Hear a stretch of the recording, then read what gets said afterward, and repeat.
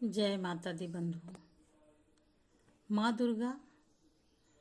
दुर्गा की छठवीं शक्ति है माँ कात्यायनी। नवरात्रि में छठे दिन माँ कात्यायनी की पूजा की जाती है। इसकी उपासना और आराधना से भक्तों को बड़ी आसानी से अर्थ, धर्म, काम और मोक्ष चारों फलों की प्राप्ति होती है। उसके रोग, शोक, संताप और भय नष्ट हो जाते हैं।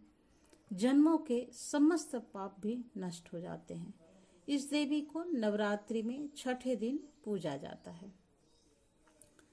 कात्य गोत्र में विश्व प्रसिद्ध महर्षि कात्यायन ने भगवती पराम्बा की उपासना की, कठिन तपस्या की। उनकी इच्छा थी कि उन्हें पुत्री प्राप्त हो। माँ भगवती ने उनके घर पुत्री के रूप में जन्म लिया, इसलिए यह देवी कात्यायनी कहलाई। इसका गुण शोधकारी है, इसलिए इस वैज्ञानिक युग में कात्यायनी का महत्व सर्वाधिक हो जाता है।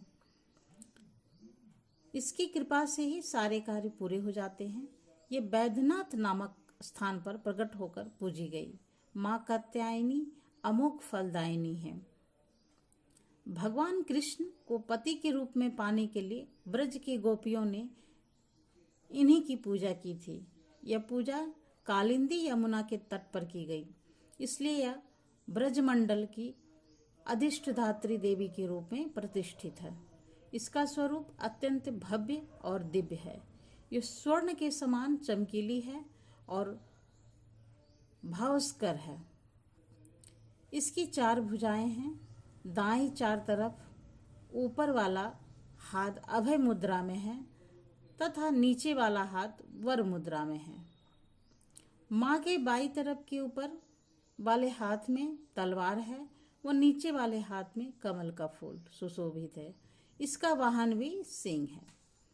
इसकी उपासना और आराधना से भक्तों को बड़ी आसानी से अर्थ, धर्म, काम और मोक्ष चारों फलों की प्राप्ति होती है। भक्तों के रोग, शोक, संताप और भय नष्ट हो जाते हैं। जन्मों के समस्त पाप भी नष्ट हो जाते हैं। इसलिए कहा जाता है कि इस देवी की उपासना करने से परम पद की प्राप्ति हुई। तो ये थी नवरात्रा की छठे दिन की देवी माँ कात्यायनी के बारे में जानकारी या कथा, जो भी आप कह सकते हैं। तो फिर मिलते हैं अगले वीडियो में। तब तक के लिए नमस्कार। Thanks for watching.